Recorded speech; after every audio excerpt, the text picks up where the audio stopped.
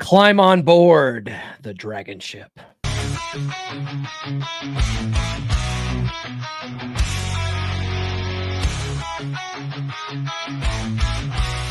Through the white thunderstorms, we ride on the back of our truckers in a field of strife. Sons of gold, hearts made of fire, conquering lands, fueling our desire. Soaring engines and lightning in our eyes, united we stand. Strength won't compromise. From the east to the west, we sail, we roll.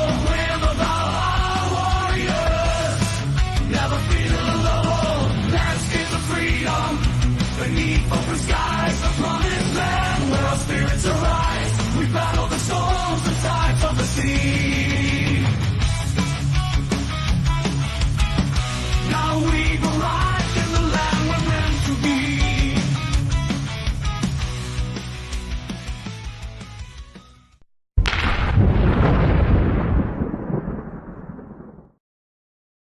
Man, that music gets me every time. That gets me pumped up. How the hell are you guys? Welcome to the Dragonship. My name is Paul Bauer. I am your host. I have back-to-back hosting duties today. I've got the hosting duty booty.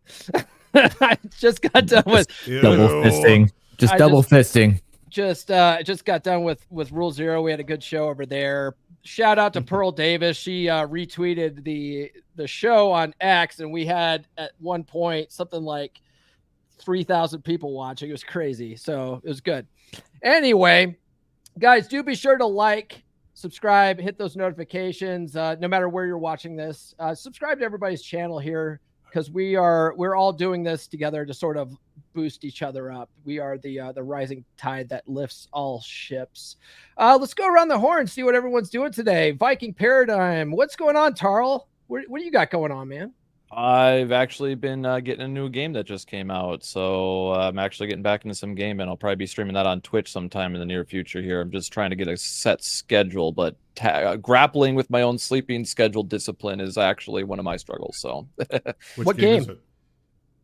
The First Descendant. Oh, I've heard it's based. It's actually got attractive women in it, yes. That's all that passes for base nowadays. It's got hot chicks. Are there hot chicks in there? Yeah. Thor, we just had a really good discussion on Rule Zero. What's going on with you, man? Yeah, I always love talking about the basics. I mean, there's always guys that need refreshers on that stuff because, on this journey, the basics are great. They help support you moving forward and give you a lot of gratitude to where you've been in this space. So that was a good episode. You did great, Paul. Yeah, it was one of those episodes where I was like, okay, I'm doing both shows. I'm going to put some effort in writing up some show notes for one, but the other one, I'm just going to wing it and pull up some of the archive stuff. It's just... while we were going through that, I had an idea for an absolutely crazy show. I'll have to share it with you guys later. I wrote it down. So maybe we could do that for the Dragonship. Yeah, we could. It's why dating single moms is actually a good idea.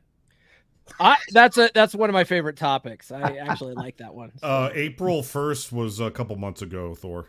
No, I actually wrote some stuff down on why your circumstance might put you in that category. I'm on board with that. But we did a single mom episode. Single Mommy's Day. The day before Mother's Day. But it wasn't why you should be dating them. Right. Yeah. The untapped sea of available women. Oh man, Wraith, what's going on with you? You're on mute still. Not really a lot. Just been having the flu symptoms for the last week and a half. It's a little voice, a little raspy. So, I'm sure it's all the cottonwood that's floating around on this side of it. All the pot you've been smoking? Is that what you just said? No. I just put a video out on social media that says that when a woman is pregnant, she comes this close to understanding what it's like to have a man cold or a man flu. So, but like I said, I'm on the other side of Colorado, so the cottonwood's flying. Oh yeah, we got those over here. It's terrible. Or what was given birth is what I meant by that. But anyway, AJ. Nice cut you got there. I know. You too, man. I know. If we wore the same thing, how embarrassing. I had to get mine on. What's going on with you, AJ? Not a whole lot. Just got pretty much my promotion secured and doing the Intergame July stuff. And I started printing a thing for Thor. The file is going to be about 2 feet tall when it's said and done. Where's my camera at? Which way? This is just the foot of one. The mech. Ooh. So He's printing a mech. You mentioned Intergame July. Just for the people that aren't initiated, what is that? What is that stuff? So it's from MLD. It's a way kind of to like ground yourself in working on the core 4 simultaneously. So you got to read like 4 books, do affirmations, do 1 self-help thing a day, go to the gym at least 3 times a week, no eating out unless it's for work or business. So, Okay. Interesting. Do you find that helps? Yeah, I've done it the last, this will be my 4th year doing it. So I believe in it. All right. Good. All right. Mike Steele, what's up with you, man? Thank you for double duty today. I really appreciate it, Paul. Work is kicking my ass. Basically, they've got me like 7 a.m. to 10 p.m. every night, and they've actually put me up in the resort. They've given me a room just to kind of give you an idea of what my duties look like now. If you know, you know. So yeah, but it's temporary. About 2 more weeks of this, and then things should calm down. And redid my whole desk. I got some new stuff on the shelf behind me. So I'm just taking it easy, enjoying my weekend.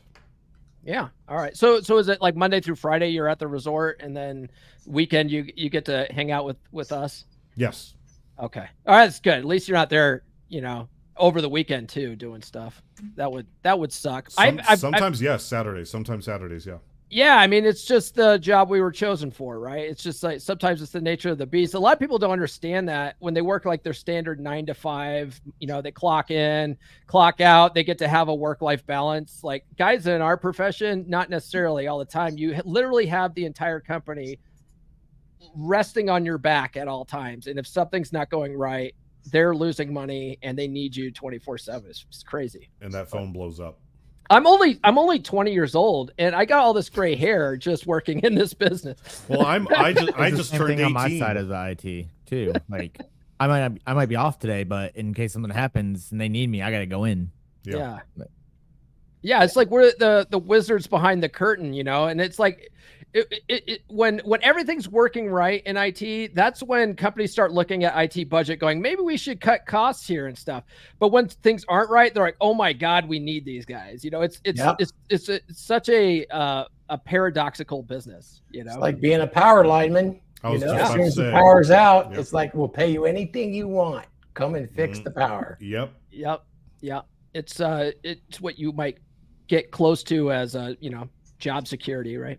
So, all right, guys, the topic today is how to stay neutral and keep your friends during conflicts. Now, I got this idea because there was a stream this week from one of all of our friends, and it was a very entertaining show, I must say. But the thing is, once you've been in this space long enough, you can start to see why certain guys get jaded, right? When I first got into the space, I didn't understand why like Ryan Stone was like, I fucking hate everyone in the space. and now I get it. But yeah, you'll find that in this space particularly, there's a lot of egos. There's a lot of, hurt feelings. A lot of people don't want to work with each other. A lot of people badmouth each other. Some of it's kayfabe, some of it's, good internet marketing and boosts each other's channels up. Some of it's real. And the thing is that a lot of times, there's those of us that are like, look, I'm not getting involved in this beef, and so we're sort of caught in the middle, right? And then you got certain guys, not all of them, but some guys are like, okay, well, if you're going to be working with that guy, we're done, So it's like, man, there's a lot of stuff to deal with. And so I thought, you know what? Let's not talk about anyone specific in this space, but let's talk about how that applies to our lives, because that happens in real life too, right? You have your friend circles, and then someone in your friend circle starts beefing, and now like they want you to take sides, or something happens with the family, right? Like maybe someone gets divorced and now you got to pick sides of the divorce. It's like, what do you do in this circumstance? I was like, let's talk about it. Let's have a show. Tarl, you're on a show with some very popular guys that end up in beefs. What's your experience with this sort of thing? Maybe not name any names or anything, but just maybe your personal experience too. Well, this is where like outcome independence like really pays it back full, right? Is that when you can detach yourself from the outcomes, even if you are attached to the outcome, right? You like want it to work out like a business relationship or something like that. If it doesn't, but you were already prepared for that in your mind, right? Not in like a planning to fail type deal, right? But just understanding that when you're dealing with individuals, there is going to be conflict. It's inevitable, right? That it's how you choose to deal with that conflict that's going to make it where there's bridges burned or not, right? A lot of people can de-escalate, if they're trained, but most people will just choose to escalate because they want to be correct. Even if you are correct, this is why I have the saying, do you want to be right or do you want to win? Because you have to check your own ego, because sometimes you may be right and still have to say that you're wrong. That makes sense. Thor. Yeah. You've been around the block. You probably have some experience with this sort of thing. Sure. It's strange, I mean, I've been around long enough to see that when men are raised as we might say traditional men and have some of those values of honor and courage and bravery and all those things, that they tend to handle conflict amongst each other one-on-one and don't do it publicly. However, in the last decade or two, it appears that since we have email, social media, all that sort of stuff, a lot of men have adopted female gossip as a way to wage war against each other, and have found out that men are woefully unprepared for this female combat coming from other males that might be in their space or might actually be friends, and they don't truly know how to deal with it. And that's why I love Paul picking this topic, because it's become more and more common, setting aside the kayfabe where guys actually plan this out so they can get views as a controversy, or they want to be Jerry Springer on the internet and they actually plan it out and pretend that it's real. This can be destructive. It starts with that female type of gossip. Guys gossip behind each other's back, possibly to other colleagues. And, oh, did you hear what so-and-so did? Yeah, that wasn't cool, was it? I mean, they plan ideas and things like that. And the best way to avoid that at my level is just to not really engage. You can go, and I don't see that from my end, and just stay out of it. Don't engage in passing that gossip along. Don't engage in games of telephone, particularly online where it's recorded publicly. That'll keep you out of there. And then the biggest principle of all, if you want to get through all of these conflicts that are out there, whether they're yours or with your friends, I mean, you're going to have friends that are going to try to suck you into their side and say, oh, if you're friends with them, you can't be friends with me. Well, that's not you choosing anything. They're trying to make you choose something. That's them choosing not to be your friend. That's just the bottom line. Don't engage in any talk or gossip that you wouldn't openly do in public. Who says it's the Jumbotron? Is it Nick or is it? It was a Royceism. Yeah, that's what I meant. It's don't do any of those things unless you want it on the Jumbotron in the arena where everybody can see it. It's funny, that changes how you communicate with everybody. And then you couple that with the principle that I've always tried to put forth. It's a difficult one, but it's to leave everybody that you meet. And this includes relationships. We do a lot of relationship stuff, is to leave them somehow a bit better off than when you found them. And when you understand that principle and you're in relationships, particularly with women, and you're very straightforward, you're not lying, you're not having any ulterior motives, you're using direct communication, you'll find that even if you part ways with them, they will tend to honor you later on in life. They will actually see you as a good person, and it's funny, they'll talk good things about you, and that's always helps your reputation when people think you're a good person, even when you've had intimate relations with them and you haven't treated them bad and you part ways. It's kind of a skill you have to learn to finesse, but one of the best ways not to is to start engaging in that gossip and let that get out of hand. Did you hear what Thor said about so-and-so? don't be that person, Always leave people better off than when you find them. I started to ramble, but anyways, no, that opens it up. That's all good stuff. Wraith, you ever have this type of experience? Like, how do you deal with this sort of thing? Well, first off, I think a lot of people don't understand. This is all artificial. This isn't, in a lot of senses, it's not real life. I mean, we can do something that can have an effect on something, but I don't beef with anybody really, because what they think about me and what they say about me are their thoughts. I don't give a shit. But I live my life the way I want to live my life, and I don't really care what other people say. If they think I'm something, then that's their business. It's not mine. When it comes to relationships, like Thor and I have been friends for a long time.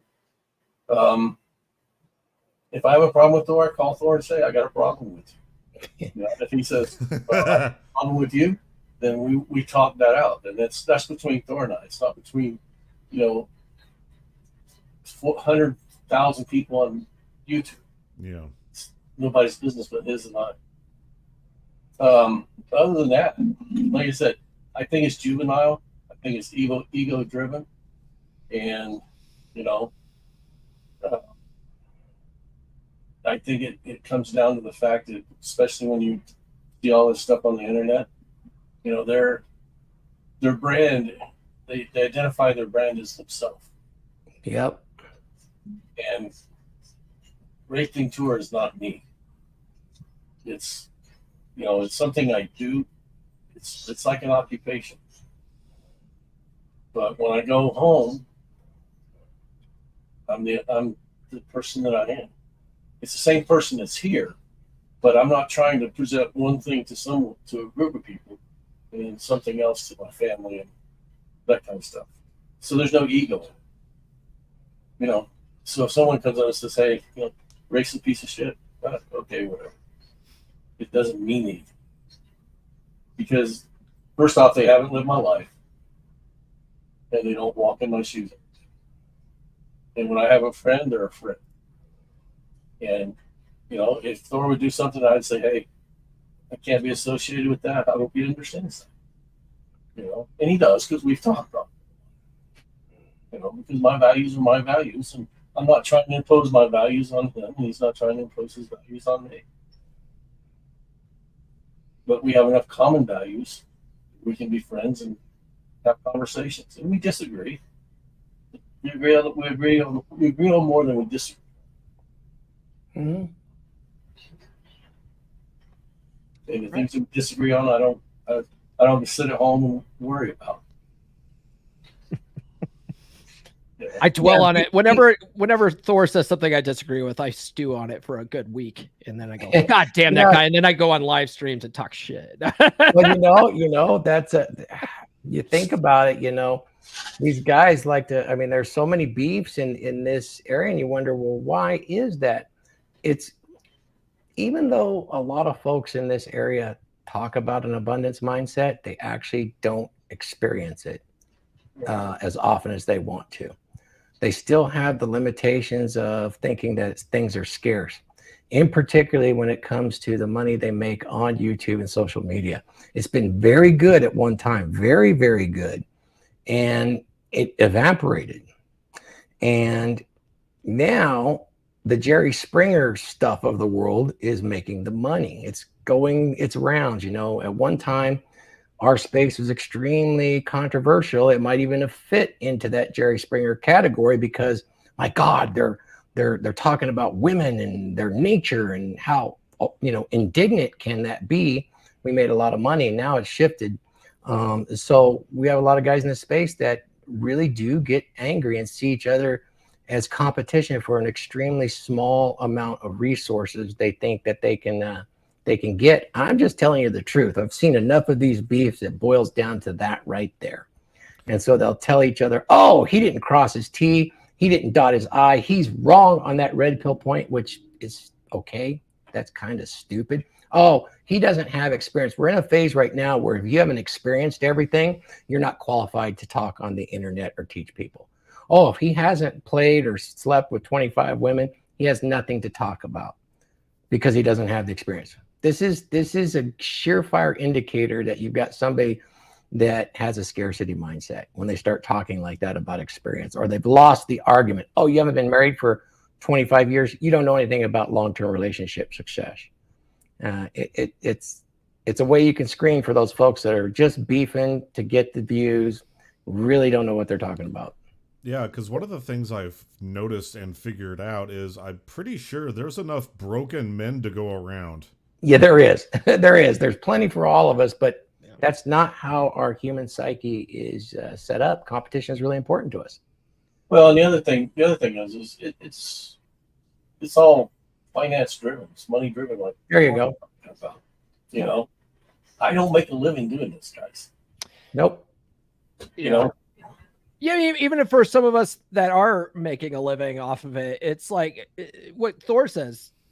You tell these guys have an abundance mindset when it comes to women, but you don't have an abundance mindset when it comes to business. I can't possibly help all 4 billion dudes on the planet by myself. Right. I can't. So there's plenty to go around, and there's no reason to be trying to gatekeep that business. You know, it's silly, but still, like the topic today, I mean, it goes outside of just internet beefs. I mean, it goes into friends and family beefing, you know. Right. So yeah, but it's all the same thing. I mean, oh yeah, it's all related. Sure, you're driven by the same things. You know, it's whether it's money, ego, and it comes down to what Thor was talking about. It's a scarcity mentality of any resource, whether it's in your family. Am I the loved one? You know. Does my mom and dad love me more? Do my grandparents considering me, as the favorite on the legacy? Yeah, and like I said, I don't need that much attention. I don't care for it really. Yeah. And like Thor does his affiliate programs. He can tell you, I've never taken a dime off any affiliate program.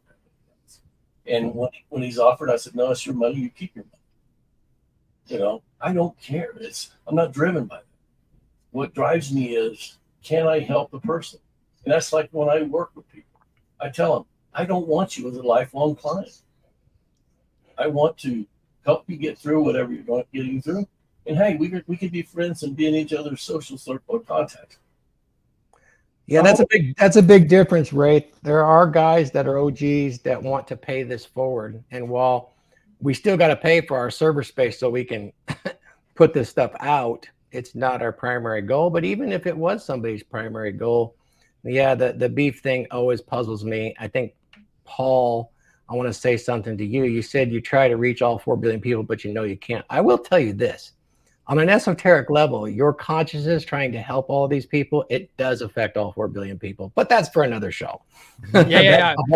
We can save that for one of my woo-woo episodes, man. Oh, dude, I'll jump on with you because it actually does make a difference. There are energies that, I don't want to sound too far out there, but that makes a difference. It's that rising tide mentality. And yeah, there are folks, we do so much triage in this space. When guys come to us that might be beefing or this or that, they're guys we got to leave by the wayside because of the triage, but we do our best and try to help for sure. This beef thing, a lot of it's driven by business right now and that scarcity mindset, and the need to be right. Boy, sign language has really infected practically everybody in our space, or the new people at least. Some of the old people, not so much. But it seems to be an extremely popular way to go, is to do the shaming, the insulting, the guilting, and the need to be right. You can see this on really well-intentioned folks that are brand new to this space. They think that's the way to go, and the algorithm rewards them for taking that approach to attack people like that. And guess what? When you have that sign language, you're shaming people, you're insulting them. That red pill person doesn't know what they're talking about because they don't include the moral justification we have over here from the Bible. When you do that sort of thing, you're going to get beef. naturally because of your approach, you know, because the very next step to that is you just insulted them, and and you have that extreme need to be right because you know better, instead of just taking it on face value. Of course, there wouldn't be a show otherwise. I mean, these people definitely feed the logarithm business wise, and I think we haven't seen the last of it. I think it's going to get a little bit worse before it gets better. Oh, sure. Yeah. Well, conflict always draws attention. That's the harsh red pill, right? Is that it just, oh, why does drama sell? Well, because conflict draws attention. We literally watch fights, right? Yeah. And then people show up online to fight, right? Yeah. That's what it's about. It's that people want to engage in conflict, but they don't want to get hurt. Yeah. Right? That's why Glenn and I did that spoof last year on the, And that was really good. yeah, on the World Manosphere Championship, and we started this fake internet beef, you know, to for the title. It was all just to make fun of all this sort of stuff. It's such a wonderful cap on all this stuff. It's still around today. Yeah. It's good to pay attention, like for practical advice, right? Like if you're dealing with somebody who's more or less a time waster, right? We talked about this previously, right? Like when you identify that this person cannot be reasoned with, right? If you're in a beef with somebody, right? Or you see somebody having a beef with somebody and you realize that they in fact are the unreasonable one, they are in the wrong, they cannot be reasoned with, and they cannot see it, right? You have to get to the point where you can identify that, like figure out like, well, their intent might be good, but maybe their actions aren't really following through with what that, you know, the intent is, right? So that's where you as an individual, like we try to give practical advice here, pay attention to that sort of stuff, right? If you can identify an individual that is unreasonable, that's when you would want to remove your attention and not feed into that feedback loop, because it's just going to suck you in, right? So, Carl, and that's where you got to cool, be very but careful. you run into these beefs with people and your brothers that know they're not unreasonable folks. And that's one of the issues that kind of clouds it. All of us are kind of conflict adverse when it comes to social conflict. It's just the way we are. We don't want to have an argument with somebody we like. A lot of these beefs are with people that we like or people that we at least respect. Yeah, that's the and thing. So here's the real challenge with that is that, okay, you're starting to have a beef. Is it a misunderstanding? Most likely it is. Or is somebody actually virulently trying to subvert goodwill of others towards you out of this conflict? That's actually pretty evil. I mean, those are using the laws of power against somebody individually that you might consider a friend. That would be pretty bad. But since we're all conflict avoidant, I think that we drag these things on longer than necessary because we don't want to have the confrontational, you know, confronting when there's a beef present. We get sucked into it. Say two friends are beefing and then they come to you for advice trying to suck you in. I think that's one of those things where I just don't really want to hear about it. Mm-hmm. How do you guys feel? Yeah. It drives me nuts when you have the two people beefing. You respect both of them for different reasons, and then they both turn to you and they both demand you choose a side. And if you choose neither, they call you a coward. That's extremely feminine behavior. Yeah. Or they call you going back to yeah. going back to something that you said before, Thor, about brain fart. My bad. Move on. That's all right. You think about that. I tell people all the time, you can't live by ultimatums. Okay. Yeah. Well, an ultimatum is a declaration of powerlessness, anyway. Right. So, you know, and when someone comes in and gives you that ultimatum, they're asking you, side with me, you know. And I just flat tell them, no, I'm not going to do it. Yeah. Well, so you're against me then? Well, that's really revealing, because if you have friends that are actually loyal and involved in this, they're not going to really leverage you in that way. They're going to respect that loyalty, especially if you have a really close friend that's loyal. I mean, they'll back you up, but, you know, they're going to keep that professional distance if it involves a professional beef between them and somebody else, unless, you know, they're going to gang up against you. Yeah, oftentimes if you have that, you said before that you don't say anything that you couldn't say to some, you know, publicly. Yep. Right here on live for everybody. Right. So, and I practice this as well. Like, I don't say shit out loud unless I expect the person I'm saying it about to hear it.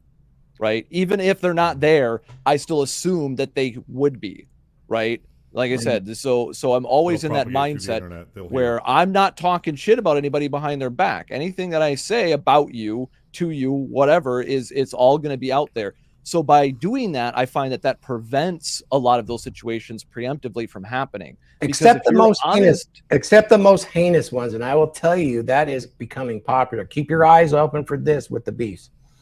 You're right. You don't say those things, you don't broadcast those things, but there are those that want to beef, so they'll come on and they'll talk in extreme generalities, and then they'll say, well, there's at least one example, and they will use the exact details to try to harm and destroy somebody else that, unless you are a close friend or somebody that was in the inner circle, would know those details. They say this person did this and this and this, and that's really bad, and you should never do those sort of things. Watch, there's people in our space right now doing that without actually calling names out, because that's the very next kind of feminine thing to do. That's what groups of old hens do when they gossip amongst each other. Oh, I'm not going to say, but I know somebody that you all might know. There's a deacon in the church. He has a beard. He cheated on his wife. Exactly. Watch in our space. There's huge examples of that within the last Weird. month, and it's going to get worse. Yeah. Well, and I think it goes from the standpoint,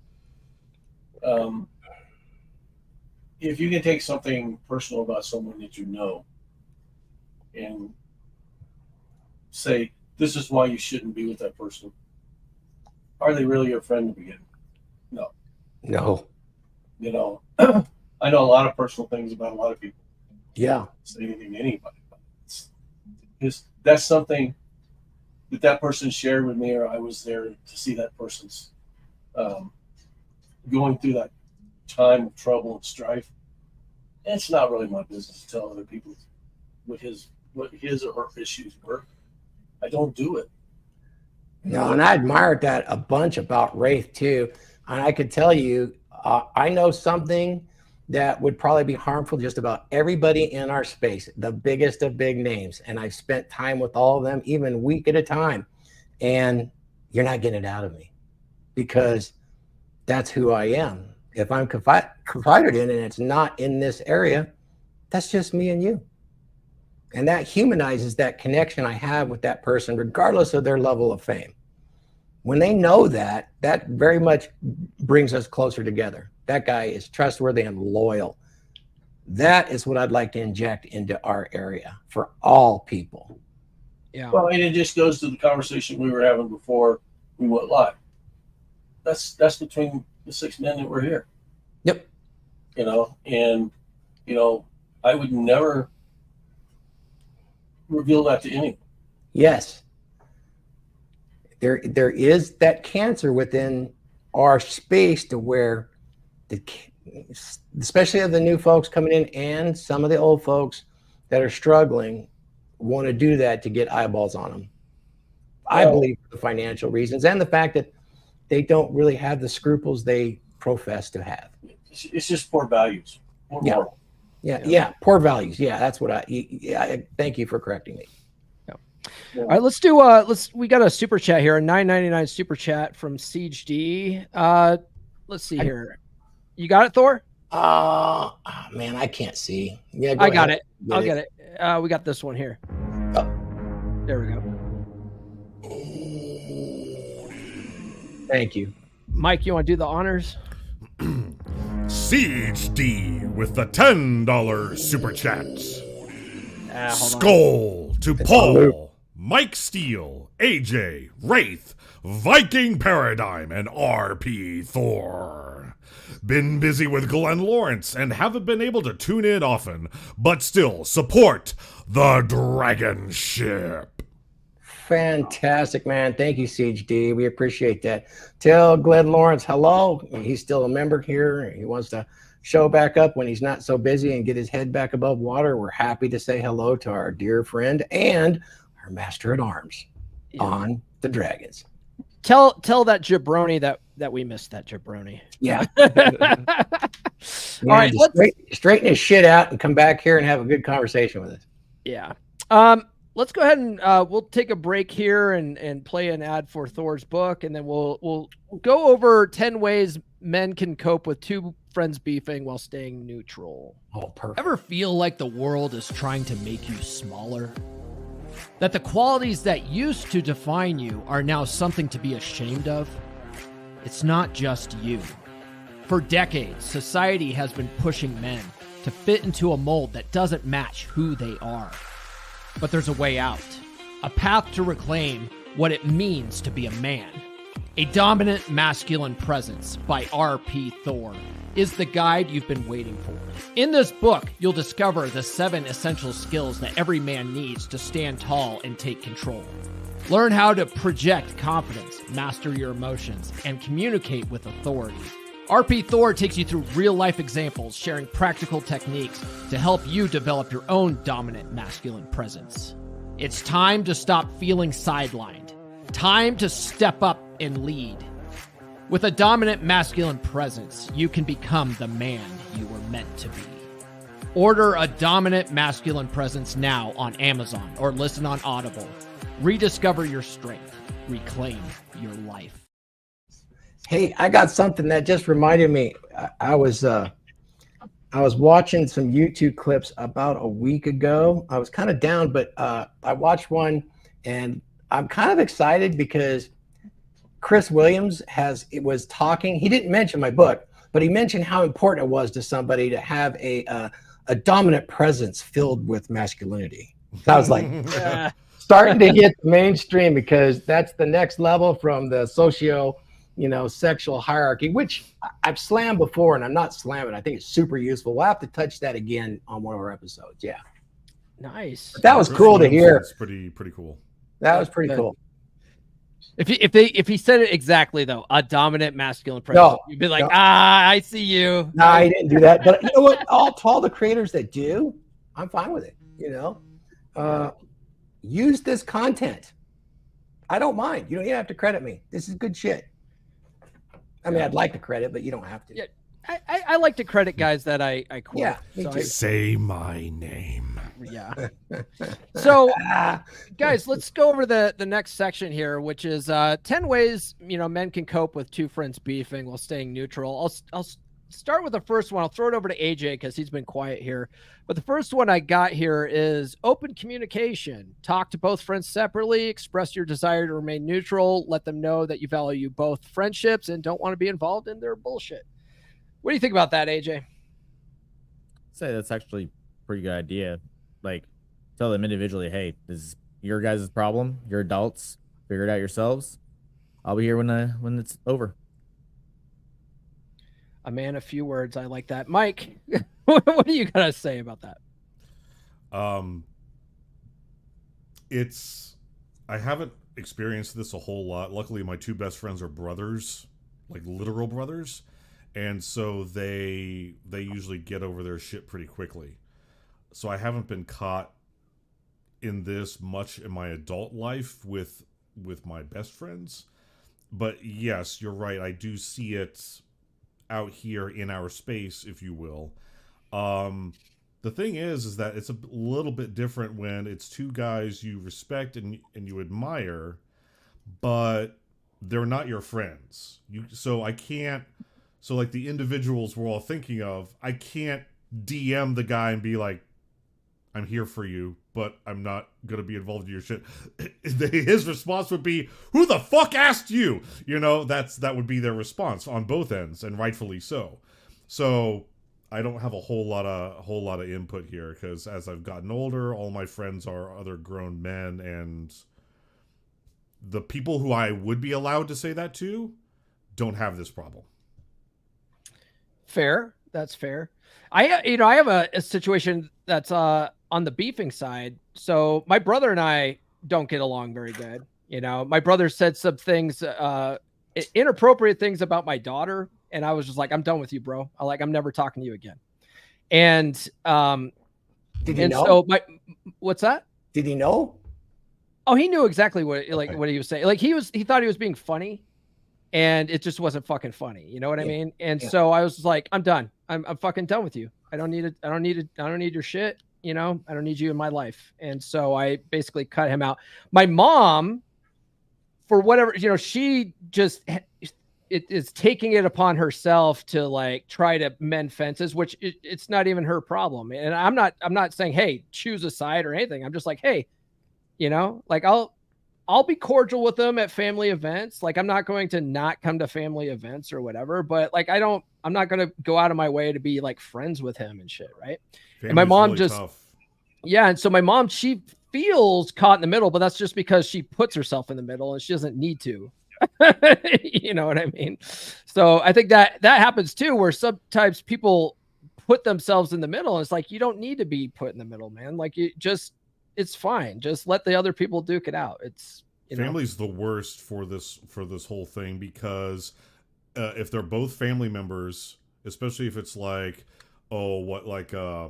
mother and sister, father and cousin, just if they're all blood relative family, that's actually the worst, because then they both expect you to side with them because they're family.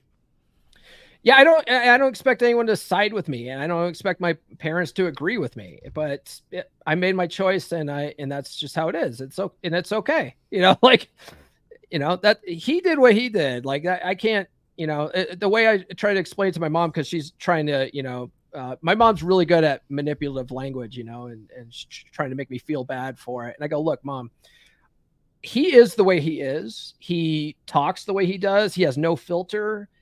I can't change that, but what I can change is my interaction with him, and I choose not to interact with him. It's not your problem, you know? So that's just, you know, one example of that. But Tarl, what do you think about that open communication?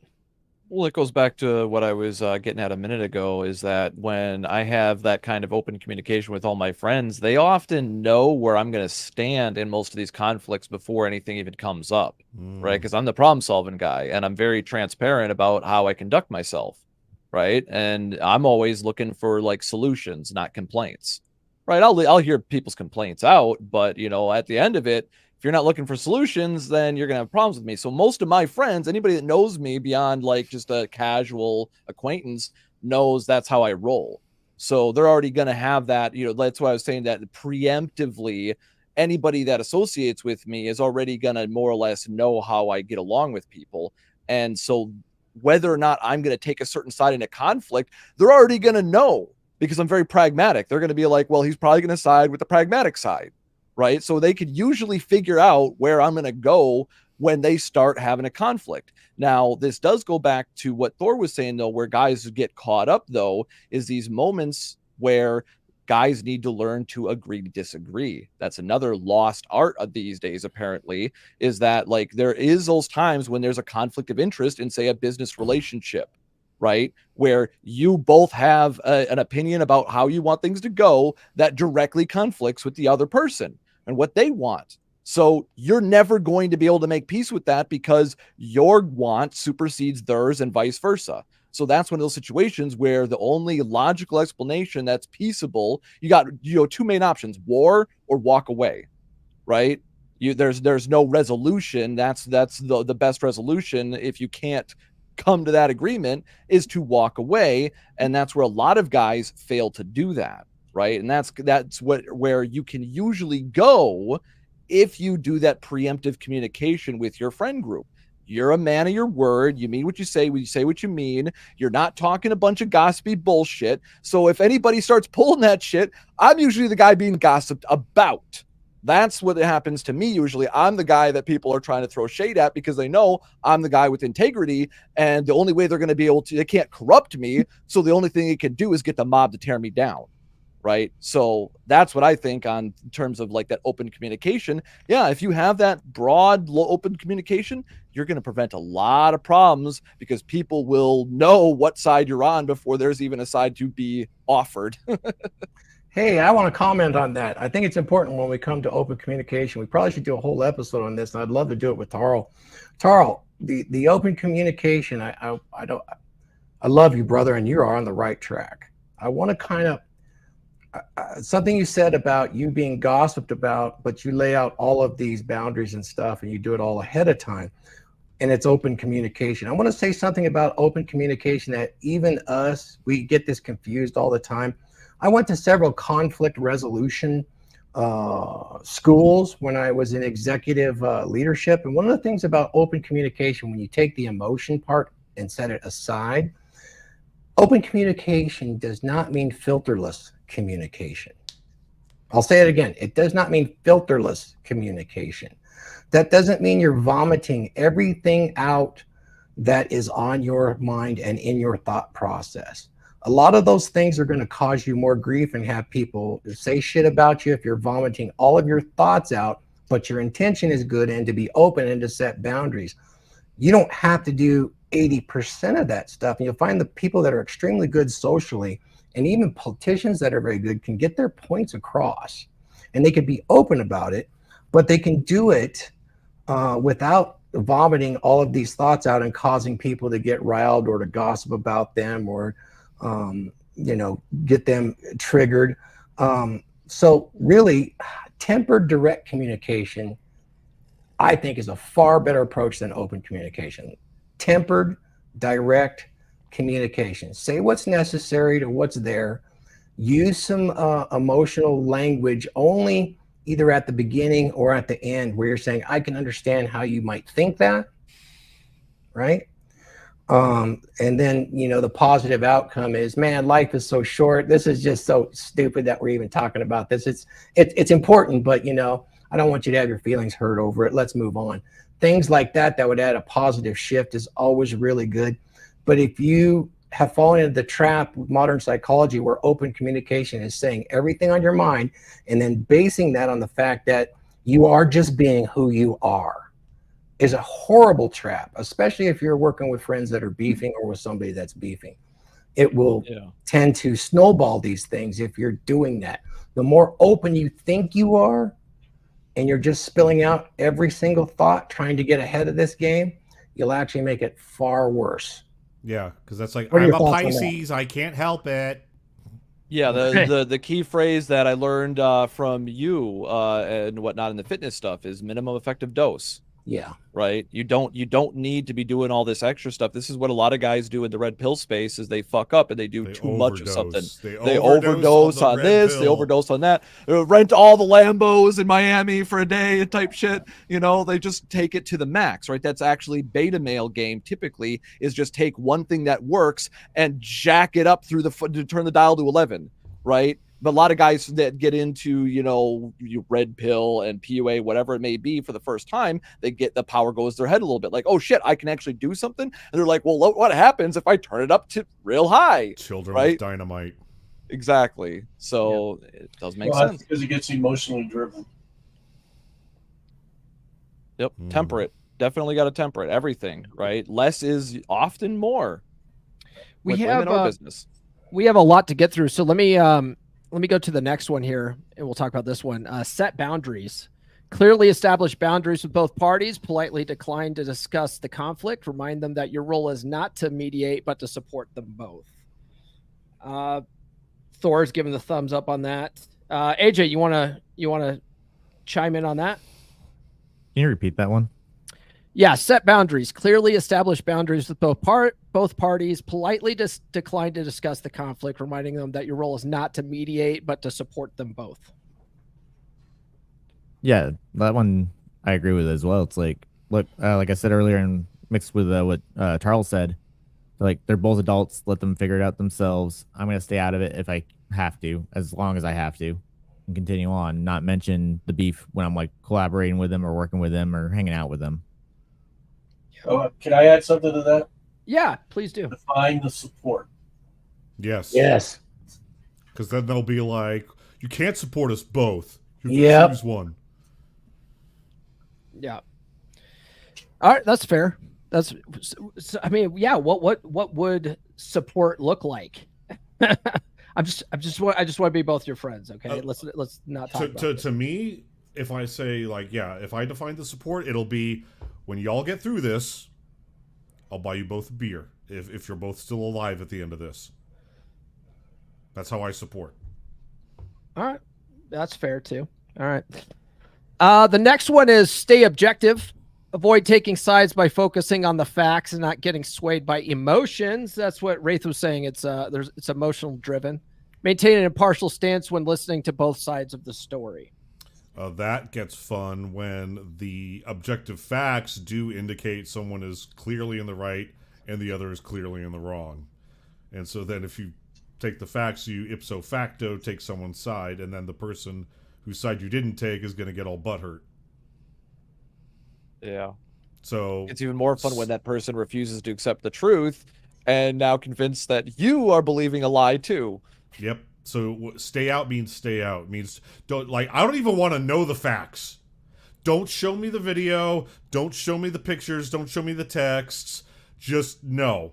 The only time I take sides is when it's clearly like a dude whom I'm on board with and a complete like nobody. This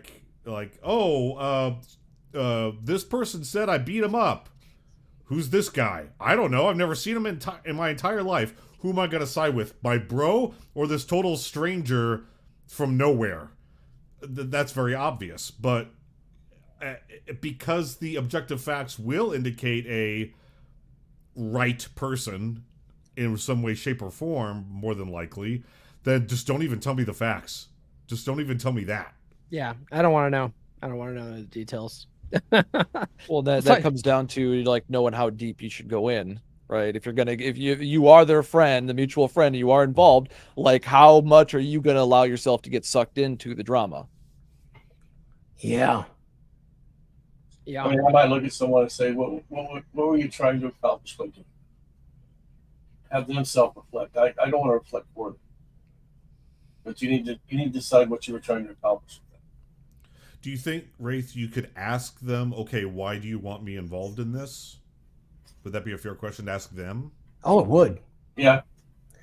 Sometimes they just want to vent to you because they're pissed at somebody. And if that's the case, fine, right? Mm-hmm.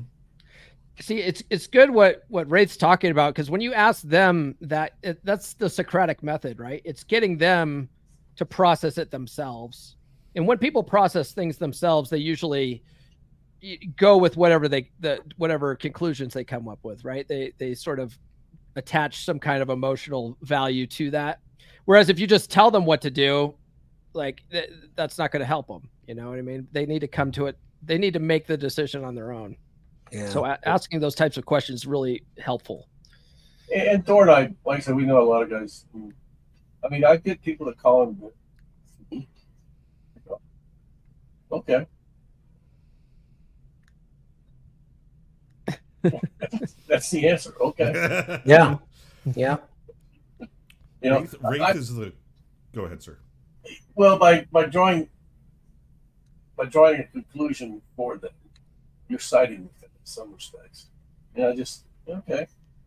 And then like I said, then after the vetting is, well, what were you hoping to accomplish with that? Yeah.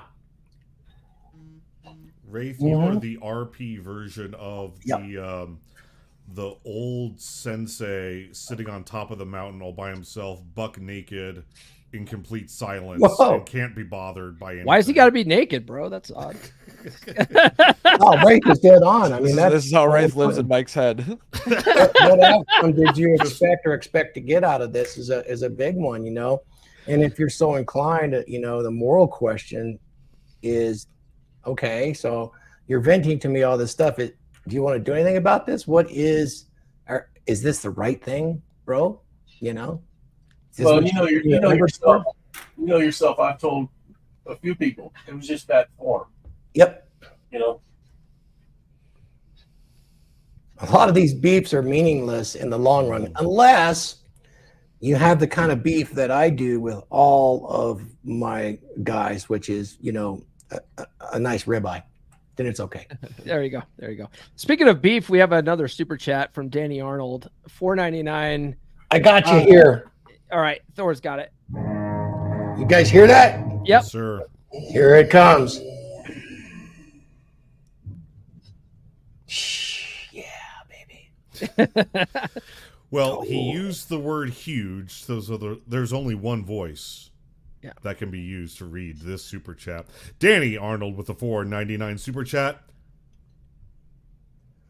I have a huge beef with Verb, Nick August, Bull Rush from Let 'Em Burn, and Napier too. I can't stand that guy. Massive beef. All around, can't stand him. But Danny Arnold, you know what? That guy right there, he's a class act. He's smart. He's a genius. That's why I hired him. Thank you. We all have beefs with those guys. No. I'll respond to you. Yeah, we destroyed Medi-Cal finally. I don't know what the hell he said. He doesn't know either. I see what you guys did there. Love you, Mike. Let's go on to the next one here. We have encourage resolution. Encourage both friends to talk directly to each other to resolve their issues. Offer to help facilitate a peaceful conversation if they are willing. I wouldn't even go that far. I'd be like, you need to work on this with him yourself. I'm not going to offer to mediate. Like, that's not my fucking job. But that's where, like, when you ask, like, you know, like, well, what's your plan? You know, what you're looking to accomplish? You could be like, well, what does resolution look like at the same time? Or you could hit two birds with one stone. Or if you're in person, you go, listen, fuckers, you need to knock this shit off. There you go. Yeah. Let's go on John Fitch. So it does. Yeah.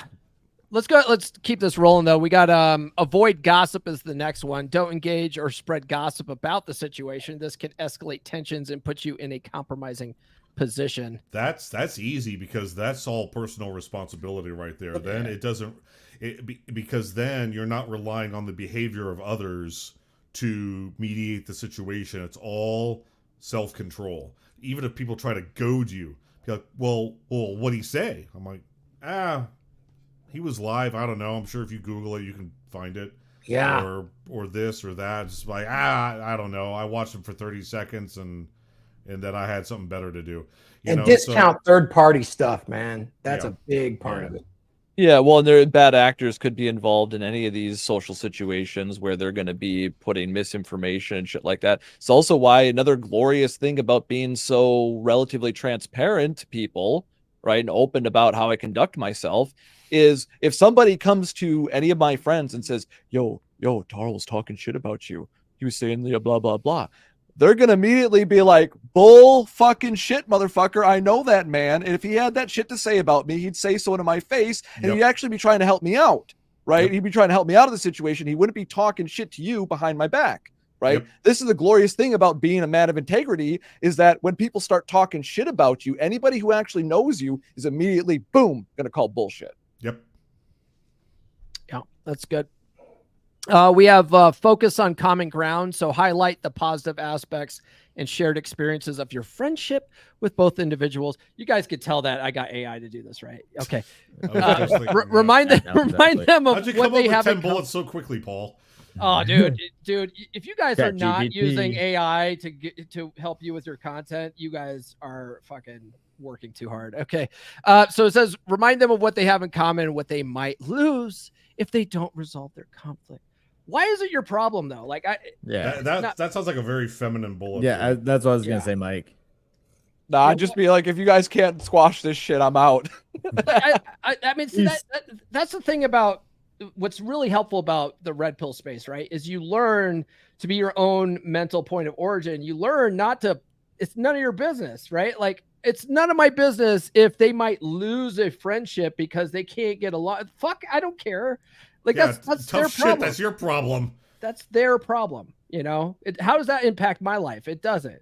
It's unfortunate, but it doesn't impact my life. You know, so that one's kind of that's where you got to try and figure out, you know, and hope that they can figure out if there is actually a molehill or a mountain that they're dealing with.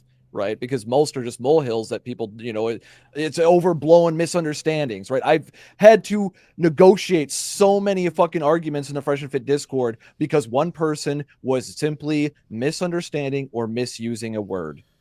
Yeah. Mm-hmm. We got the next one here is the next one here is practice empathy. Show empathy to both friends by acknowledging their feelings and perspectives. This helps them feel heard without feeling judged. But we're men. We have no capacity for empathy, right, Paul? No, actually. That's what the feminists say. Or is it sympathy? You know, that actually, Apex Mindset, Paul says men are really good at empathy, tactical empathy, he calls it. You know, we're really good at putting ourselves in someone else's shoes, and you know, figuring out, like, basically when he says tactical, and you look at it from like a war perspective, putting yourself in the enemy's shoes, what would they do, and then figuring out a tactic that would maybe negate what they're doing. Right? Like, we're really good at that. You could do that in your friendships and relationships too, you know, put yourself in their shoes. You don't have to use it for war, but we're really good at it as men, you know? Yeah, sociopaths do it all the time, even though they lack empathy. So you can fake it. There you go. Stay busy. So engage in activities that involved all your friends, diverting attention away from the conflicts. This can help maintain a sense of normalcy in your interactions. Oh, shit. Hello. Your camera's off. Yeah, that's because. Oh, shit. It's Black Napier. Hey, Jack. There we go. Hold up. You I know, thought Fresh was reporting live from Jack Napier's house for a second there. Wait, Fresh is here? no. I've never met him. I will look looking for a second. Hey, Jack, you missed it. Danny Arnold has a beef. He has a beef with you. Yeah. Oh, shit. Verb and Boris And from Verb. Lamburn. And oh my God, Danny, what did I do? What did I do this time? You were late. All right, Jack, now ready the Lego mortars. Paul called me the most what was it? What did you say again? The most upbeat guy in the manosphere. Yeah, It's like, You're how a can you have cheerful beef with guy. me? Yeah, you I are. agree with that. And Like Mo. I said. And Mo. That's a good thing. If you only knew what went behind the smile. The pain, the struggle. Pain, loss, grief. But how are you guys doing? We're How are you good, guys Jack. doing? We're just talking about when you have friends that are beefing and like they're trying to pull you into it. Like, how do you handle that sort of thing? You know, that's what we're talking about. How do you handle that sort of thing? It does remind me of a story a long time ago. I had a friend who broke up with his girlfriend, but his girlfriend was good friends with a good female friend of mine. And I invited them both. And he hit me up. He's like, I would appreciate it if you not invite my ex. I'm like, look, I'm going to invite whomever I want, and you can choose whether you want to come or not. If you're not coming, I understand. But you are not going to put me in between sides. Both sides have treated me well. And if one of the sides chooses not to come because of the other, I will respect that. And that is it. And that, in my humble opinion, is the best way to deal with beefs between your friends. Like, look, both parties have been kind to me. I will still engage with both parties, and who's ever being a bitch about it is going to get treated like it. And that's my 2 cents on all of it. All right, What's well, that? that's the end of the show. I mean, that's My 2 cents, Jack, is I don't know what that is in your note below your name, but you should probably buy that URL right now because now 200 people have seen it. Someone's going to buy it. that's his affiliate link for Cappy's course. Next course, yeah. Let's see here. We're already at an hour here. So we have. I'm just going to say these last 3, and then we'll do the this last ad here. But we've got stay busy, seek external advice, and fucking take care of yourself. Yes. You know, and I think that goes back to what I was saying about, you know, it's funny. People need to turn this into a drinking game, but anytime we say mental point of origin, this is what we say in Drink. Everybody drink. Seriously, can you imagine watching Rolo's 4-hour show and drink anytime he says hypergamy or flagpole or gynocentric social order or We'd be whatever? You would be dead. Yes. My mom wouldn't have the Rolo- alcohol tolerance to get through that. Just Rolo is saying. very articulate, and he streams for like 3 to 4 hours at a time, and he talks about a lot of the same shit. So you could just almost pick a word, like almost any one of the words, and you could get shit faced watching Rolo Tomasi, guaranteed. Do not recommend. Well, he Another does one to drink too is here's that attention you wanted. Yes. Like, it's like you know, the old meme is the only easier drinking game is you know, Naruto every time he says believe it or datebayo. Well, you know what's it's good that Rillo does repeat himself though, because repetition's the mother of skill, and that's how you're going to remember all the information that he's teaching you. Or So- a Ryan Stone stream. Fill your boots. It's like he said it. Drink something like that. Does he say that a lot? Fill your boots. I don't is watch one that of his son of a quotes. bitch enough. It It is one of his That quotes. and What is don't moving eat his paint. along? Don't eat paint. That's a good Don't one. eat paint. I can think of a whole list. Rob, who says, "And there you have it." That's a big one. Or when Rob drops an F-bomb, that's a big one. When Huds mentions Legos more than I do, that's a big one. Damn, what else could we go into? Like Vince things was like shit. that. Yeah, Vince was shit. We'll just make a Manosphere drinking game, man. There you go. I don't have one for Thor yet. I'll get one. Skull. Just when Skull. Thor, Oh, Skull, You you know- savages, take a drink. when Thor is just being kind. You know, it's like you drink when Thor is just being a kind, generous man.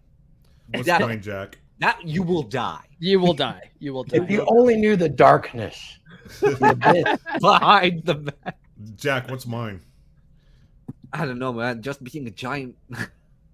anytime he does his I can't drop the F word, can I? his Trump impression, take a drink. That's just when you're being a giant bundle of sticks, I think that's a big one. all right, guys. Let's play the second ad here. This one's for my fitness course. Jack Napier actually did a pretty good review of it. I was surprised. I thought he was gonna shit all over it, but he I didn't. am strict but firm. Strict but fair. That's the one. There you go. All right, we'll play this, and then we'll get to the last 10, which is, if we can, which will be on what happens when both parties want you to pick a side. Tired of complicated diets and time-consuming workouts? Does your busy schedule leave no room for the gym? You're not alone. Thousands of men struggle with the same problem. The frustration of not seeing results can be overwhelming. But what if I told you there's an easier way? Introducing the Basic Diet and Fitness Mini Course. Your no-nonsense guide to getting fit. Learn the only 4 exercises you need and master the secret of effortless weight loss with the calories in, calories out method. It's time to break free from the cycle of failure. Start your journey to a healthier, stronger you today. Sign up for the Basic Diet and Fitness Mini Course now, because every man deserves to feel confident and fit. Transform your life, one simple step at a time. Visit fit.comeonmanpod.com and sign up today. No more excuses. No more excuses, guys. That's All right, nice. so Stop I like eating the that bowl of mini course. mustard. that bowl of mustard is one of the funniest clips in that. That bowl of mustard is a good Yeah. start. That's low in calories, man. I'm telling you. Nuke looked up the macros last week. He's like, "Oh yeah, they're not that bad." Yeah, So no, just yeah. take the mustard and just That's at that that's point. see that's Yeah. the secret in the course, guys. The actual secret sauce is just eating a shitload of mustard. It's a mustard diet. Damn. All right, so the going over tips when both parties want you to pick a side. So the first one I have here is be honest and firm. Clearly state your intention to remain neutral. Explain that picking sides could harm your relationship to both parties, and that you value them too much to do that. Go ahead, Mike. I think Jack might be familiar with this strategy. Perhaps what you could do is tell both parties, give me all your money, and I will hold on to it for you. And I will not side with anyone, and as long as neither of you attack me, I'll keep holding on to all your money and all of your paintings from 1945, and it will occur interest. And yeah. Okay, that all right. Maybe that reference went over a few people's heads. Where you going with that there? Switzerland.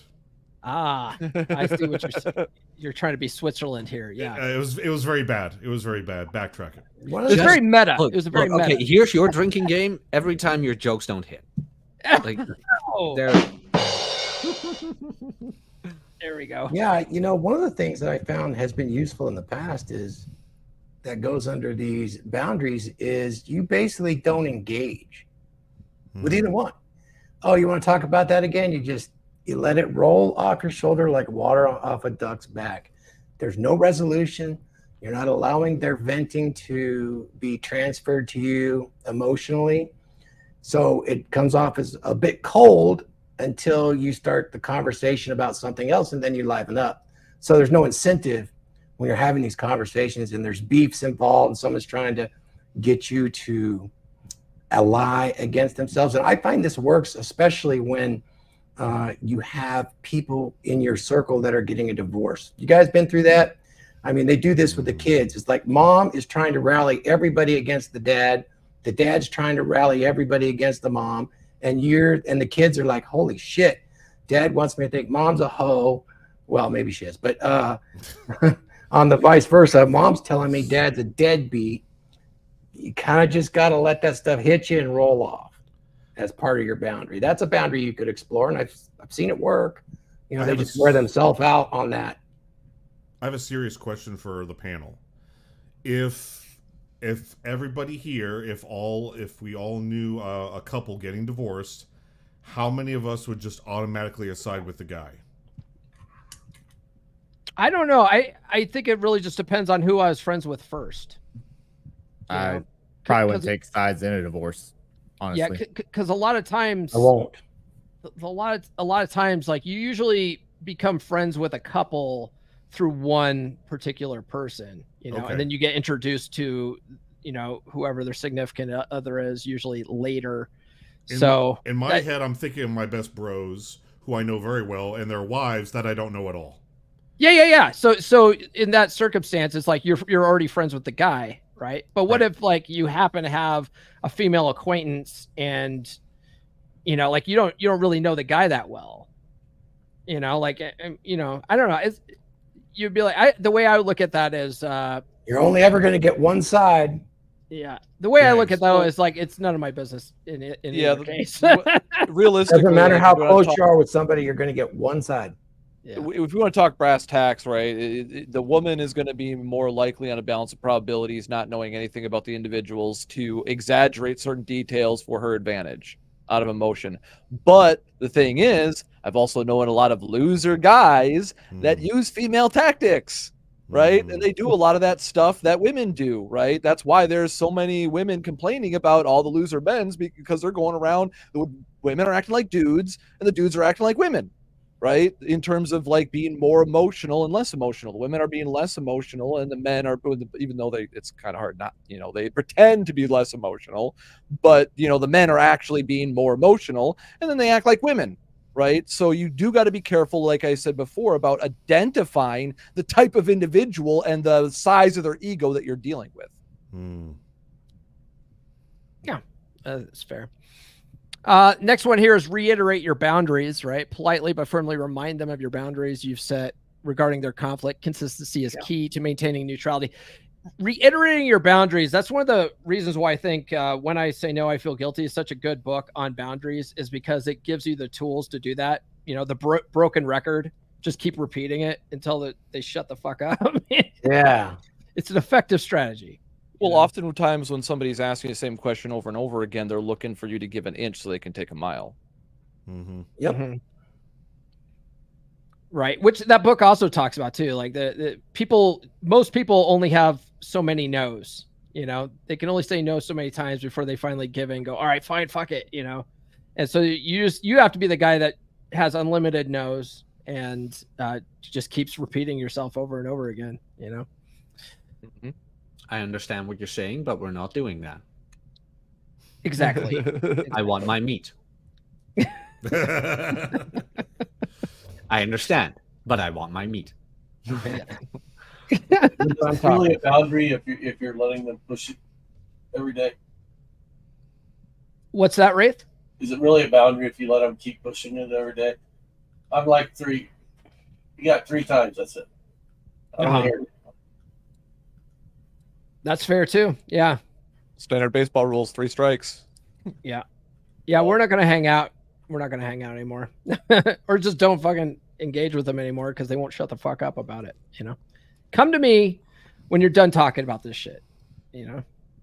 Yeah. For me, if somebody's like trying to force me to take sides, they've already told me without telling me that they're not really my friend. Because if they're going to try to force the friendship that I have with somebody else to break up, and once again, the context could be extreme. Like there could be, like, say, some violent crime involved or something like that. But once again, if I've known this person for a long time, I'm going to want to see some like proof, some police documentations type shit in order for me to be swayed. And I'm also going to be contacting the person. I'm not going to go no contact, right? Because it's another thing that a lot of times when people are like coming to you with those little scenarios on the side, they're trying to get you to cut contact and like preemptively recruit you to the team. They're like trying to get first dibs. Right, you know, they're trying to put together a team. They're like doing the expendable shit over here. Like we're trying to put together a crack team. You know, like the A team over here. We're gonna send in fucking Mr. T, fucking Viking. Right? I'm just like, hey, yo, hold on a minute here. Like I don't pity these fools. If anybody, I'm Mad Murdoch. So yeah. We have encourage professional help, suggest that they seek help from a professional mediator or counselor if the conflict is severe. This shows your concern while keeping you out of the middle. It's like this sort of thing too. I mean, it just goes back to like, I mean, how involved do you want to get with this? Yeah. How bad Like, I am not qualified for your guys' Even issue. finding a mediator is pretty invasive. Yeah, how bad is the beef that you need a mediator? And we're talking about like 2 men at this point, right? Yeah. Yeah, I Well, mean, it's a good way to it could be redirect, right? Because then you're if they're like trying to like get you involved as the mediator, this would be a good piece of advice to give. Like redirect and be like, I'm not going to be the mediator. I'm not going to find you a mediator. You need to seek an actual mediator will be impartial, because I'm not going to be impartial because obviously I'm friends with both of you. So there's going to be an automatic conflict of interest. So I can't be the mediator for this, you know, and you can just exit stage left. Yeah. Yeah. That's one way of dealing with it. We've got here, use I statements. So when discussing the issue, use I statements to express your feelings and positions. For example, I feel uncomfortable being put in the middle, rather than you are making me uncomfortable right now, sir. Fucking AI, man. Like, I think the quality of the bullets has degraded the further down you go, Paul, and that's not your fault. well, I mean, you know, like we're really stretching this out. So we've got highlight the risk. That's gay. We're not doing that one. Stay consistent. Consistency in your neutral stance helps reinforce your position. If you waver, it can lead to misunderstandings and more pressure to choose sides. Redirect the conversation. I think this is a good one, right? Redirect the conversation. Skillfully steer the conversation away from the conflict. Talk about neutral topics that interest all parties. Like those whamming. Am I right? You know, let's stop talking about this. Talk about them whamming. Misogyny. How about There them you go. Raiders? There we go. Let's see here. Express your support. And then finally we got lead by example. I like this is the best one, right? Don't talk about it, be about it, right? Mm-hmm. Demonstrate how you manage conflicts gracefully by maintaining your friendships with both parties. Your example can sometimes inspire them to handle their issues more maturely. You know what you need to do? We're just gonna hire a ring. We're not gonna get gloves. You two are gonna fight it out, get it over with, get your orgasm or whatever you need, beat the shit out of each other, and after that we're going for a drink. Everybody happy? Okay. Pro wrestling or get the fuck out. That's... No, not even pro wrestling. Bare knuckle boxing. Like hit each man. other in the face and be done with it. I have a beef with you. You have a That's beef with. kickboxing. That stuff's brutal. Oh, I did that to somebody actually years ago when okay, I did shag his girlfriend. Fair. But he already cheated on her. So okay. Yet still he was pissed off and blah blah blah blah blah. And we have mutual friends, and he's like, I'm not coming because if I'm gonna come, Jesus, then I'll probably hit him in the face. So I hit him up. I'm like, look, here's my address. I'll have tea and coffee ready. Get over here. I texted him. Like, if you want to hit me, go a goddamn head. We'll get this over with. Because what you're doing now is you're letting whatever gripe you have with me, which was understandable, get in the way of a good time. So get it out of your system and we can get going. He never showed up. He stayed being a bitch. It's like, never mind. Of course he didn't show up. Of course he didn't. Horrible thing, though. I'll tell you guys after. It's pretty dark. I'm not going to mention that on pretty. That was kind of the shit test my dad would always give my little brother when I would be like fighting because he was starting shit. You just be like, all right, square off, get ready to fight. And I'm just like, I'm not trying to fight. And my brother would, be like, I want to fight. And he'd be like, okay, fight. And my brother would fight. And you throw the first punch, right? And then he would chicken out every fucking time, right? So just like, it's a very, really easy way. He's like, my dad would just be like, well, you're not mad enough then. Shut the fuck up. That's what it come down to. Like, if you're not gonna throw the first punch, you're not really mad then. That's fair. All right. Well, guys, I think we pretty much covered this topic. Let's just go around the horn and give final thoughts and where people could find you online. We'll start with Jack there at the bottom. What's going on, Jack? Showed up late just to plug your shit. Topping from the bottom is what it's called. Topping from the bottom. Let's see. Follow me on Twitter. I would very much appreciate that. I've just crossed 400 followers again, which is nice. And what else do I have? You can go to my channel. We're doing Post Zero tomorrow. We're having Steven Story on, a guy who actually has a very, very successful online business in insurance. Left the States for Brazil and is now living his best life. So that's going to be very interesting talking to him. And that's about it for me. All right. Thor. Hey, next week, next Tuesday, there is a Dragons monthly membership meeting, and we're going to continue this conversation and even more on some of the 7 skills of a dominant masculine presence, and we'll have open coaching and Q&A.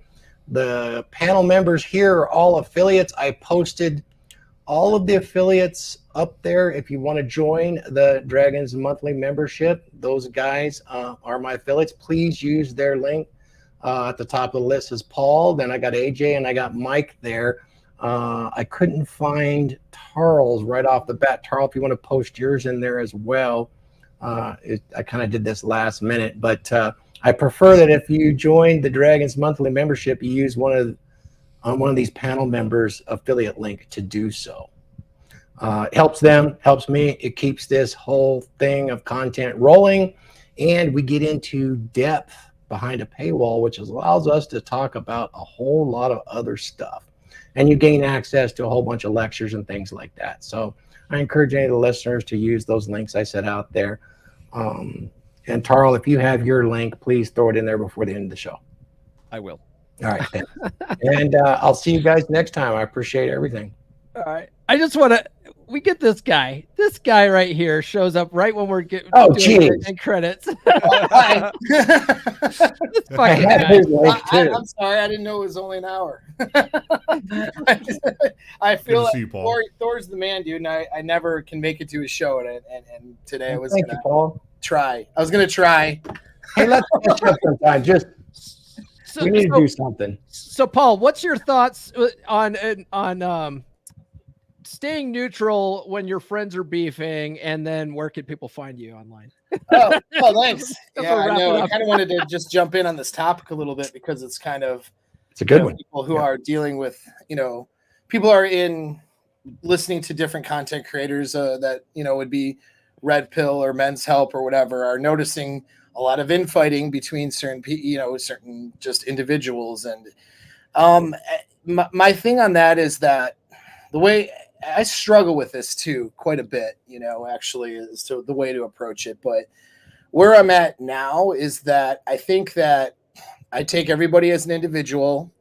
I don't care about what club somebody's in, you know what I mean? And so in your friendships and stuff at home, it's like, look at people as individuals, not groups. You know what I mean? Like, you have to have empathy and understanding for the person you're dealing with, not just their group identity. And you choose from there, like, who you want to hang around with based on, how you evaluate that each person as an individual, how they treat you and some of those things. But if 2 people you're friends with or 2 people that know each other, are beefing with each other, have a disagreement or problem with each other, my policy is leave me out of your conflicts. I grew up in an environment where my friends were criminals. All right. FYI, a little something about me. And I was the guy who could fight out of my friend group. And my friends used to, and I was talking like a long time ago, right? Like high school kind of stuff, right? my friends used to, knowing I could fight, used to want to, they would get a lot of confidence with me when we were out, and they would want to start crap and start stuff with other people, hoping I would get them out of it. And I learned then that I need to have a policy, which is that your fight is your problem. And if I didn't do that, I would be in fights all the time because these idiots would be creating problems for other people, right? And so I learned that when I was really young at a very, you know, the most rudimentary sense is that you got to at least fight your own battles. Now, I won't let my friend get killed in those scenarios, right? If he starts something and he's, you know, he's getting the crap kicked out of him, all right, now it's time to step in, break it up. But I'm not going to fight your battles for you. You know what I mean? And I'm not going to be like, you know, join you in a battle against somebody else, especially if I'm friends with the other person. So like, if I'm friends with two people, you don't like that person, you know, tell me on the side or whatever, why you're beefing, why you don't like that person, why they're not a good character.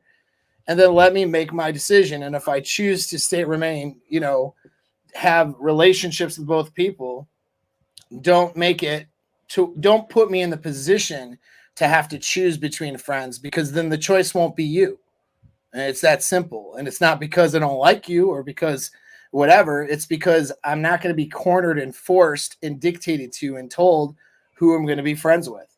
So that's kind of the way I handle it. And it's strange because I do have a lot of loyalty too at the same time. And I want to back friends up when it's time to back friends up. So those two things conflict with each other sometimes. A need to want to back somebody up when they're right, but then the other side is I want to maintain my personal relationships with individuals and not side with people when there's a mutual conflict, right? And so I have, in each scenario, I have to just kind of make my choices. Like, is this a conflict where clearly I need to side with someone and back them up? Or is this a conflict where it's between two people, they need to deal with it themselves like men? This isn't a reality show of women. And I swear to God, the internet world acts like a bunch of women a lot of times. Even in the men's health space, you better be my friend and not that other guy's friend, or I'm not going to like you. You know, and I want to talk bad about you. Like, right. It's very stupid. It's very gay. Stop being gay. Okay. And I'm open to being friends with people, and I'm pretty, you know, and I don't judge people. My judgment of others is not as harsh as some of the other people that are out there. So this idea of like this concept of, well, don't work with losers, or don't work with losers, or work with blah, blah, blah. Everybody's had loser moments in their life. Yep. You're right. I'm not going to judge people because they've had struggles or they've had loser moments or they've had things. That's just not how I am. If somebody is perpetually doing things that are bad and low value kinds of behavior, sure, I will distance myself from that person. But it's a choice I'm making not to join sides. And so some people will get upset or butthurt or feel betrayed, you know, if you or, and I've experienced this, if I don't join someone's side and get into the fight, they feel betrayed. It's not a betrayal of anybody. It's that my principles are to treat everybody like an individual. I'm my own man. I'm not a part of somebody's fucking club. You know what I mean? And if you can't respect that, then fuck off. You know what you're dealing with the wrong dude. You know what I'm saying? I'm not looking for a leader to follow. Like, you got the wrong person with me. And so that's how I handle it. I don't know if it's right. I don't, you know, but there's I've lost a few friends and people I've cared about because they wanted me to side in conflicts and were kind of giving me that ultimatum. And I just won't. If someone's going to ultimatum me like that, I feel like they're trying to control my friendships. They're trying to control my relationships, and I won't play that game. I just won't. And it doesn't matter how much I like that person and respect that person. It doesn't matter if that person doing that is better than the other person. If you're going to try to control my relationships, I am of the mindset that I can't have you being my friend then. You got to stop doing that if we're going to hang out. You know what I mean? Anyway, Yep. I don't know if that's right or not, though. I co-sign with that completely. I don't know if it's right Yeah. either, but that's more or less what I said. Is that if they put you in that spot, they've already answered the question for you. I agree. Yeah. So Paul, Yeah. Paul, what do you got going on, man? Oh shit. I mean, I got a lot of things going on, which is why I haven't been around. You know what I mean? I've been kind of busy in a good way, just trying to rebrand and grow the business different. But main thing is Apex Mindset on YouTube. Sometimes I'm there. I got to get around to Apex Center Game and adding more videos there. But here's a big one: is if you're going through like a struggle or something that you want to, that has you stuck, going through that breakup or dealing with women issues, or your dating life sucks, or whatever it might be, dealing with inner game stuff, not achieving the goal you want, those sorts of stuff. Just hit me up on Instagram, Apex Mindset, Apex Mindset, Paul.apx Mindset on Instagram. I'm sure I'm following Paul and Thor here, so you can probably find me there if you can't. Let's search me, but just DM me.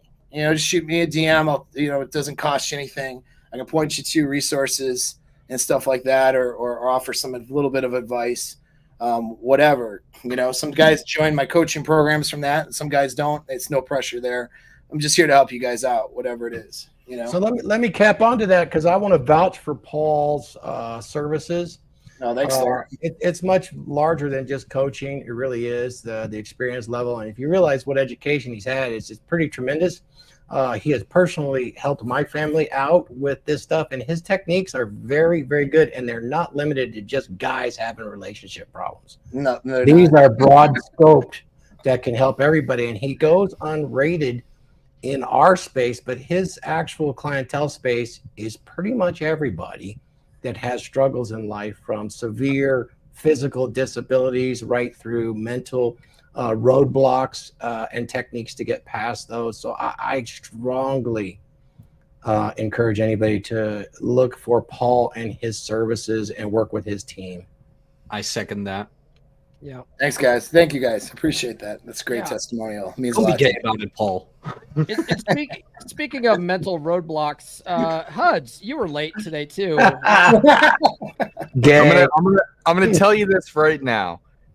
Thor has a course out there. I don't have an affiliate link for it, but I'm gonna put it out here into the chat for you guys.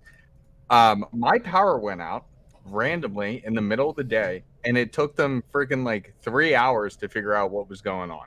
That's no excuse. A real alpha man would generate electricity from his alphaness. Well, luckily, Lego doesn't run on batteries or wires, does it? Hey, that's how I kept myself busy. So there you go. But oh my God, he's got a fantastic course for that. It really is crazy when these types of things happen and they need to be dealt with like quickly, because there are so many people, and it just changes. It's crazy. You don't think about how much we rely on electricity until you don't have electricity. So that is my 2 cents on that. When it comes to dealing with conflict, I think we've all kind of hit on all the points. I've been listening to the show as much as I can from my phone. I think we've hit on most of the things. When it comes to those disagreements between friends, it's great to be a mediator, but at the same time, like, understand when to pick the battles, because there's a lot of times when those fights are going on, and it's going to be exhausting. I know that myself, and I'm sure a lot of other guys on this panel here, because we are coaches and because we do like to help men, that we want to help, but understand when is the right time to help and when is the wrong time to help, because otherwise you're just going to exhaust yourself in a nonsensical circular fight that is just not your business. And then on the same thing, which has been mentioned many, many times, if somebody ever tells you you can't be friends with somebody, then they're not your friend. Thor put it perfectly towards the beginning of the show. They don't really care about you if they say that.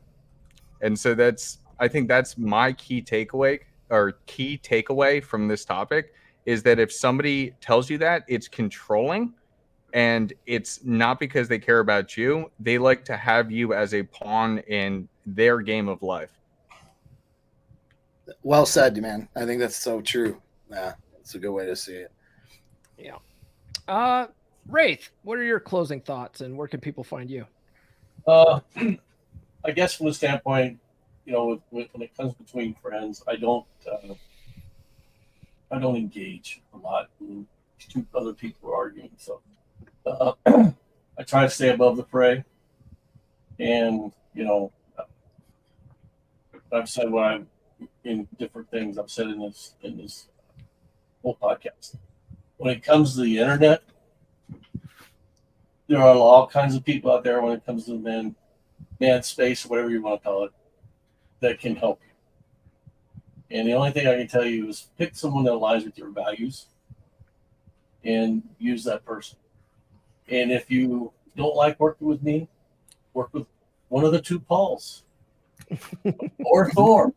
I don't care, as long as you are moving forward with your life. Apex does a great job. Come on, man, he does a great job.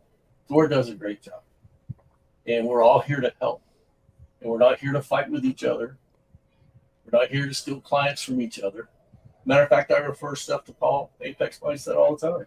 Same. Thanks, brother. I've been singing your praises too behind the scenes. You don't even know. You're like the man. Like you're a guy I would call for advice, and I mean that 100%. Both you and Thor. Like I said, it's not a competition with me. It's helping you find the best person for you. And I may not be that best person, but I know some guys that are. So that's kind of where I'm at. But if you want to contact me, Wraith_Detour, Facebook, Instagram, Twitter, and Telegram. All right. Nice. I'd like to vouch for Wraith too. He's been around a very long time from the beginning of this whole thing, along with Paul, myself, and Myron, and all that stuff. And his clientele, he really gets results. So take a look at him, especially if you're struggling with frame and how to acquire it, and or even just getting a resume that's going to get you noticed. Please go to Wraith. Yeah, I want to second that endorsement too, man. Like Wraith always has insightful things to say. Is always a very wise person, and you would do yourself a huge favor, following his advice and getting some input from him and feedback. I know a lot of my clients have gotten great feedback from Wraith, and it's good. He's somebody I would recommend people go check out too, and that's I don't just recommend everybody. So I just want to toss that in my hat in that. So yeah. Thanks for coming, Paul. Yeah. Thank you, Paul. AJ, closing thoughts, and what are you up to? I think everyone pretty much nailed it on the head, like how to deal with this in their own ways, and like everyone else has said, a case by case basis. Find me on my own channel. I should be doing some reviews here in the near future. I'm gonna be doing a Paul's course on Sunday, starting it. And other than that, I'll probably be on the Masculine Geeks channel a few more times. Nice. All right. Mike Steele, closing thoughts, and where can people find you raw dogging the internet? That's right. Here, I don't raw dog flights. I raw dog the internet. So if you want to see me raw dog the internet, follow me on X. If you want more uplifting things like celebrities, food, architecture, and scenery, follow me on Instagram. That's where I keep it nice and cozy. But to close out today, a lot of the points brought up when it comes to two people who are like friends or family members, a lot of them, in a lot of those situations, it is best to just completely stay out of it. I don't even want to know the facts. Don't mediate unless they both ask you to, and they both accept your mediation, because maybe they've known you for so long, they know you're impartial. That would be the one exception where accepting a mediation request from them, I think, would be okay. Other than that, stay out of it. When it comes to brothers or mentors or people you look up to in this space, I'm going to bring out that little analogy that I love to bring out every time this comes up. These men are hardware stores. Sometimes Ace Hardware has the best screwdriver, and Home Depot has the best hammers, and Lowe's has the best paint. Get what you can of value for you from each of these guys. Don't declare loyalty or swear fealty to a hardware store, much less a flawed human being. So there's no one-stop shop for everything. No one dude is going to have all the answers or the advice you need to improve your life. Even if one other dude over here, who everybody hates, has one piece of advice that could change your life, don't dismiss him just because everyone else hates him. Maybe everyone else hates him because he's more successful or because he says something stupid. Does it matter? Did that one guy help your life with something important? Then that's what matters to you. All right. Pass this on over to Tarl. I don't think we got to you yet. So what are your closing thoughts? Where can people find you? Well, real quick, can find me at my YouTube channel, trying to get the follows up, and yeah, spam the link in chat there. Links. If you want to sign up for Thor's Dragonship. And closing thoughts. Yeah, you got to come at it from the, it sounds like Paul came in late, but he has a very similar mindset to what I've had, where I've just always been very matter of fact with people. Most people that know me know that if you give me that ultimatum, you already made your decision. You just let me know. And just you have to be a good judge of character, right? When you're dealing with people, figure out, are you dealing with somebody that can be reasoned with, right? Are they going to be able to resolve this, or do you just need to basically back away, right? Right tool for the right job. Good hardware store analogy, right? You when you're dealing with friends, right? Just like, relationships with women or relationships with business and stuff like that. Same thing with friends, men or women. There's going to be dynamics that are contextually based that you're going to have to adapt to on the fly. You can get all the pre-recorded frameworks and systems and thought processes, but it comes down to getting those things in place, practicing the fundamentals, and then adapting to your individual situation. Right. And being able to, maybe you need to go to a third party, like in the list, it said, oh, maybe you need a mediator. Maybe you need somebody that's impartial. Maybe you need to hire somebody like Thor to mediate for you. Right. Maybe if you're looking for a conflict resolution for a situation, right, maybe you just want to get advice for how to deal with that situation. Maybe you can do that. Right. Those are the options that you have available to you.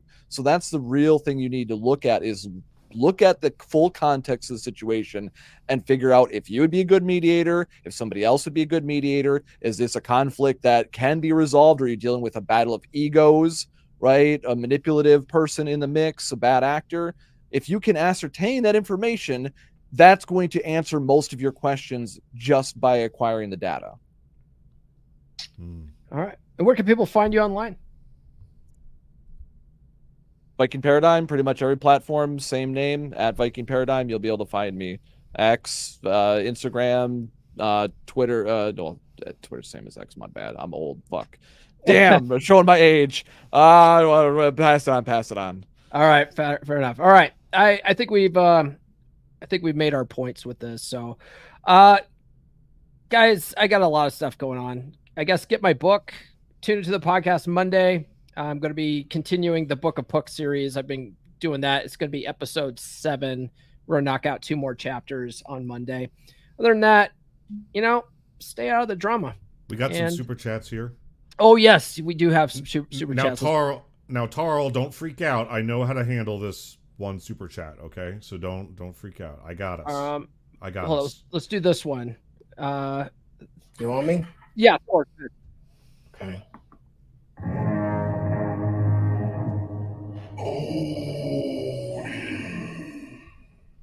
Danny Arnold with the $5 super chat. No, I want to pick a beef with you, Thor. A heavily black peppered beef brisket roast. We got another one from Danny too. So there we go. No, we can't put that on screen. We can. No, Why can't we can't put that on screen. We have to spell it with an H. Yeah. So Danny Arnold with the $5 super chat. Don't be a switch hitter, Paul Benjamin. Don't be Mike Steele. Yeah. Thank you, my friend. All right. Well, that's all we have. We'll see you guys. Well, we got this one. Another one. What? Another What's super. up with this? These super chats aren't getting starred. That's annoying. Anyway. Julian Rays with the $4 super chat. We got a horn for him? Or you want to do the... Yeah, I do. Also want to shout out Abdel congratulations. I'm sorry. He's one of our listeners, and he's a dragon. He just earned a purple belt in Brazilian Jiu-Jitsu. Nice. So just wanted to mention that. Yeah, that's pretty cool. Nice. Yeah, here's the super chat. Thank you. Julian, thank you very much for the cause. Skull. Great topic as usual. All right. Paul, thank you so much for the support today. You're such a fantastic leader. Appreciate it. I try, man. All right. Well, that's all we got. We'll see you guys next week on the Dragonship.